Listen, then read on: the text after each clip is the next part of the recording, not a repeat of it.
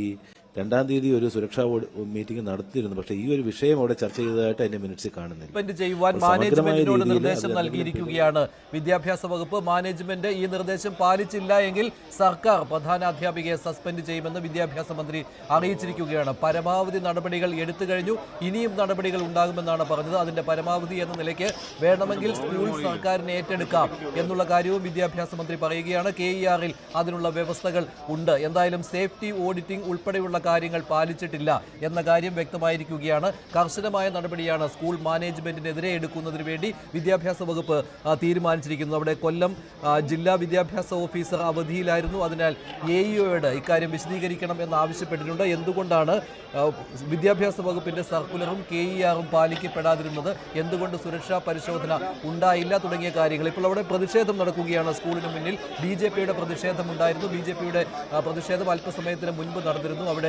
പ്രതിഷേധക്കാരെ arrest ചെയ്ത് നീക്കുകയും ഉണ്ടായി. കൂടുതൽ വിവരങ്ങൾ നൽകാൻ ഡാൻ കുര്യനുണ്ട് തേവലക്കര സ്കൂളിന് മുന്നിൽ നിന്ന്. അതിനു മുൻപ് ജനപ്രതിനിധികൾ അങ്ങോട്ട് എത്തിക്കൊണ്ടിരിക്കുകയാണ്. NK പ്രേമചന്ദ്രൻ MP എത്തി, അദ്ദേഹം ഇപ്പോഴും അവിടെയുണ്ട്. കൂടുതൽ ജനപ്രതിനിധികൾ എത്തും. വിദ്യാഭ്യാസ മന്ത്രി മിഥുന്റെ വീട്ടിലേക്ക് വീണ്ടും പോകുമെന്ന് അറിയിച്ചിട്ടുണ്ട്. ഡാൻ കുര്യൻ ചേരുന്നു. ഡാൻ, എന്താണ് തേവലക്കര സ്കൂളിന് മുന്നിൽ നിന്ന് ഇപ്പോൾ നൽകാൻ കഴിയുന്ന വിവരങ്ങൾ? അതുമാത്രമല്ല, കർശനമായ ഒരു നടപടിയിലേക്ക് വിദ്യാഭ്യാസ വകുപ്പ് പോവുകയാണ്. വിദ്യാഭ്യാസ മന്ത്രി പറഞ്ഞു കഴിഞ്ഞു, സ്കൂൾ മാനേജ്മെന്റിനെതിരെ നടപടി, പ്രധാനാധ്യാപികയെ സസ്പെൻഡ് ചെയ്യും. മാനേജ്മെന്റ് ഇത് അംഗീകരിച്ചില്ല എങ്കിൽ വിദ്യാഭ്യാസ വകുപ്പ് തന്നെ നേരിട്ട് പ്രധാനാധ്യാപികയെ സസ്പെൻഡ് ചെയ്യുമെന്നാണ് പറഞ്ഞിരിക്കുന്നത്.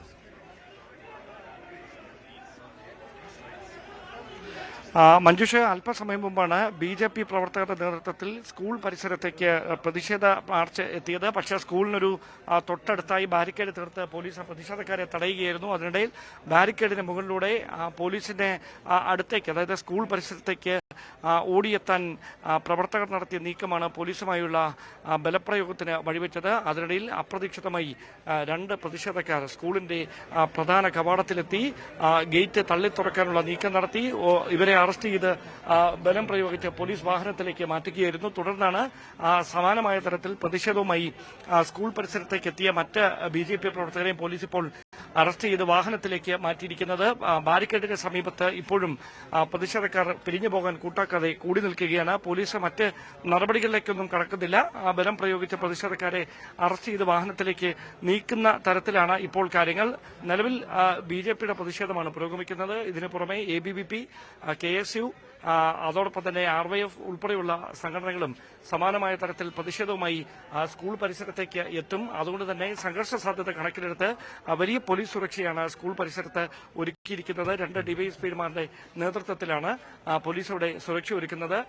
ജനപ്രതിനിധികൾ അടക്കമുള്ളവർ രാവിലെ തന്നെ ഈ സംഭവ സ്ഥലത്ത് എത്തി സ്ഥലം സന്ദർശിച്ച് മാധ്യമങ്ങളോട് പ്രതികരണങ്ങൾ നടത്തിയിരുന്നു. ബാലാവകാശ കമ്മീഷൻ ചെയർമാൻ ഉൾപ്പെടെയുള്ളവർ സ്കൂൾ അധികൃതരുമായി ഈ സ്കൂളിനകത്ത് വെച്ച് കോമ്പൗണ്ടിനുള്ളിൽ ചില ചർച്ചകൾ നടത്തുകയാണ്. അതായത് ഇങ്ങനെ ഈ സ്കൂളിന്റെ ഈ ശോചനീയാവസ്ഥയ്ക്ക് പരിഹാരം കാണാൻ എന്തുകൊണ്ട് കഴിയാതെ പോയി എന്നതടക്കമുള്ള കാര്യങ്ങളിൽ കൃത്യമായൊരു അന്വേഷണം ബാലാവകാശ കമ്മീഷന്റെ ഭാഗത്തുനിന്നുണ്ടാവും. മാത്രമല്ല, കമ്മീഷന്റെ വിലയിരുത്തലനുസരിച്ച് ഇത് ഏതെങ്കിലും ഒരു വകുപ്പിന് സംഭവിച്ച വീഴ്ചയല്ല, മറിച്ച് തദ്ദേശ വകുപ്പിനും അതോടൊപ്പം തന്നെ KSEBിക്കും അതോടൊപ്പം സ്കൂൾ അധികൃതർക്കും ഒരുപോലെ വീഴ്ച സംഭവിച്ചിട്ടുണ്ട് എന്നാണ് ബാലാവകാശ കമ്മീഷൻ ചെയർമാൻ ഈ സംഭവസ്ഥലം സന്ദർശിച്ച ശേഷം മാധ്യമങ്ങളോട് പ്രതികരിച്ചത്. എന്തായാലും കടുത്ത ഒരു നടപടി എന്ന് പറയുമ്പോൾ പ്രധാനാധ്യാപികയെ സസ്പെൻഡ് ചെയ്യുന്നതിനപ്പുറത്തേക്ക് ഈ ഫിറ്റ്നസുമായി ബന്ധപ്പെട്ടുള്ള നടപടികളിൽ ഏത് തരത്തിലായിരിക്കും തുടർ നീക്കങ്ങൾ വിദ്യാഭ്യാസ വകുപ്പിന്റെയും പഞ്ചായത്തിന്റെയും ഒക്കെ ഭാഗത്തു നിന്നുണ്ടാകുക എന്നതാണ് അറിയാനുള്ളത്. വരാം. എന്തായാലും അവിടെ